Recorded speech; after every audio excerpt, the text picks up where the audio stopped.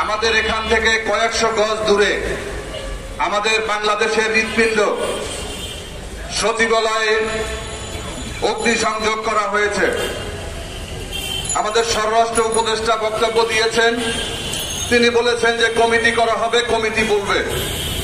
আমি ধন্যবাদ জানাই, ফায়ার সার্ভিসের এক কর্মকর্তা বলেছেন যে এটা পরিকল্পিত এবং এটা নাশকতা, এটা কোনো দুর্ঘটনা নয়, পরিষ্কার দিনের আলোর মতো। এজন্য কোনো অভিজ্ঞ সম্পন্ন হতে হবে না, এজন্য কোনো বিশেষজ্ঞ হতে হবে না।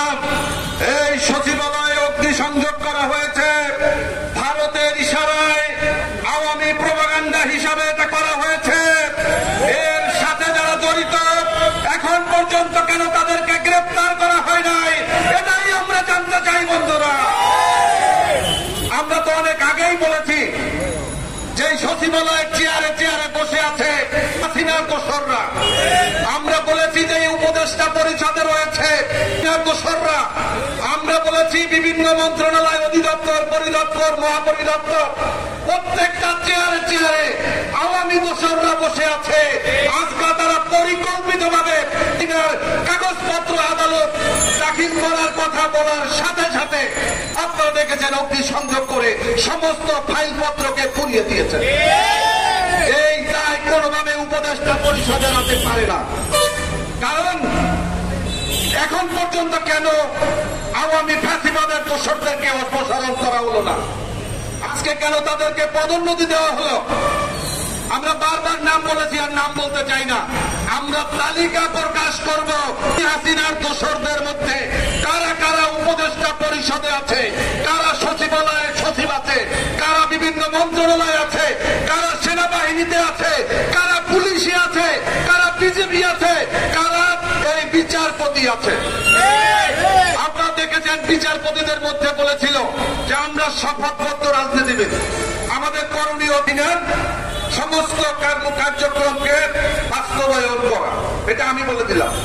কারণ তারা যদি শপথপত্র রাজনীতিক হয়, একজন বিচারপতি, সেই 23 জন বিচারপতির একজনকে এখন পর্যন্ত আমরা দেখেছি তাদেরকে অপসারণ নয়, ছুটিতে পাঠানো হয়েছে। আরে ভাই, ছুটিতে পাঠিয়ে হচ্ছেন, আবার তারা কবে আসবে? তাদেরকে সরাসরি অপসারণ করতে হবে। সংগ্রামী বন্ধুরা আমার, ভারতের দাদাগিরির বিরুদ্ধে আমাদের লড়াই। আমাদের জাতীয় ঐক্য হতে হবে। যারা ভারতীয় আগ্রাসনের বিরুদ্ধে, তাদেরকে নিয়ে জাতীয় ঐক্য হতে হবে। কোন ক্ষমতার ঐক্যের জন্য আমরা রাজপথে ঘুরি না। আমরা চাই ভারতের রক্তচক্ষুর বিরুদ্ধে যারা চোখে চোখ রেখে কথা বলতে পারবে, যারা আমার বাংলাদেশের স্বার্থকে হাসিল করতে পারবে, জাতীয় স্বার্থকে রক্ষা করতে পারবে, তারাই ওই চেয়ারে বসবে। তারা হলে কাউকে আমরা চেয়ারে থাকতে দেবো না, ইনশাআল্লাহ। বিগত 5 তারিখে অনেকে বলে হাসিনার পতন হয়েছে। আমি বলি যে শুধুমাত্র হাসিনার পতন হয় নাই, ভারতের পতন হয়েছে, মোদির পতন হয়েছে, আওয়ামী প্রেতাত্মাদের পতন হয়েছে, রয়ের পতন হয়েছে, আওয়ামী পুলিশ লীগের পতন হয়েছে, আওয়ামী দালালদের পতন হয়েছে। গত কয়েকদিন আগে দেখলাম কুমিল্লাতে একজন মুক্তিযোদ্ধাকে কিছু উত্তম মাধ্যম দেওয়া হয়েছে। তিনি প্রায় কয়েকটা মার্ডার কেসের আসামি।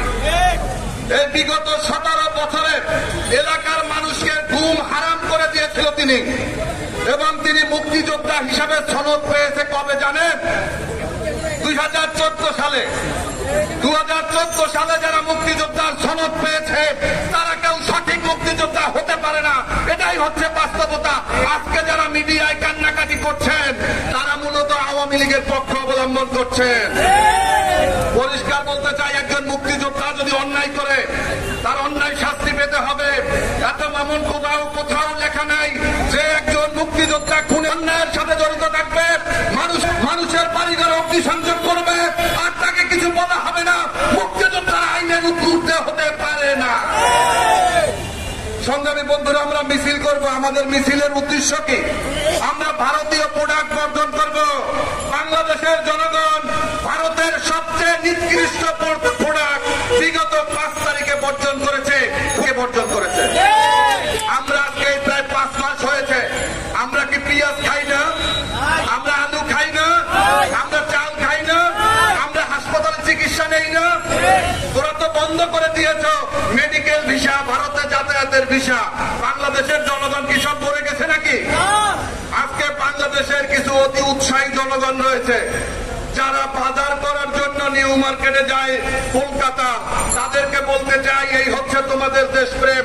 আমার দেশের নিউ মার্কেটে যাও, ওখানে যে ভালো ভালো জিনিস আমাদের নিউ মার্কেটে আছে। আমার দেশের পণ্য, বাংলাদেশের যেই সমস্ত মিল কল কারখানাতে আজকে যেই সমস্ত পণ্য উৎপাদন হচ্ছে, সেই পণ্য ব্যবহারের জন্য চিন্তা করো, যেমন ভারতীয়রা তাদের নিজেদের পণ্য ব্যবহার করে। এটাই হচ্ছে দেশপ্রেম। আমরা দেখেছি 1972 থেকে 74 পর্যন্ত শেখ মুজিবের সময় পাটের গুদামে যারা আগুন দিয়েছিল তারাই আজকে সচিবালয়ে আগুন দিয়েছে। আজকে নতুন করে খোঁজার কিছু নাই। অনেকে বলে যে ভাই প্রেস ক্লাবের সামনে কয়েকশো লোক নিয়ে আপনারা দাঁড়ান, আপনারা চিল্লাচিল্লি করেন, এতে কি হয়? আপনি শুনবেন কি হয়। কয়েকদিন আগে ভারতের পররাষ্ট্র উপদেষ্টা বিক্রম মিস্ত্রি এসেছিলেন বাংলাদেশে। তিনি স্বরাষ্ট্র উপদেষ্টার সাথে বৈঠক করেছেন, পররাষ্ট্র উপদেষ্টা সচিবদের সাথে বৈঠক করেছেন। বৈঠক করার পরে আমাদের অন্তর্বর্তীকালীন সরকারের পক্ষ থেকে বলা হয়েছিল যে আমরা পিলখানার নিয়ে কোন কমিশন গঠন করব না। বলেছিল, আপনাদের মনে আছে? আমরা এই তারেক রহমান গণ অধিকার পরিষদ লেবার পার্টি সহ আমরা রাজপথে কর্মসূচির পর কর্মসূচি দিয়েছি। আমরা বলেছিলাম যে পিলখানা সাথে সরাসরি ভাবে ভারত জড়িত, আওয়ামী লীগ জড়িত, আওয়ামী লীগের নেত্রী হাসিনা জড়িত, আওয়ামী লীগের নেতা সেই কাপড় জড়িত, নানক জড়িত। আজকে তাদেরকে বিচার করতে হবে। বন্ধুরা, আমি ধন্যবাদ জানাই যে সর্বশেষ আমাদের এই আন্দোলনের ফসল হিসাবে আজকে সেই পিলখানা হত্যাকাণ্ড নিয়ে সেখানে নতুন করে কমিশন গঠন করতে সরকার বাধ্য হয়েছে এবং সেই পিলখানা হত্যাকাণ্ড নিয়ে কমিশনের প্রধান করা হয়েছে।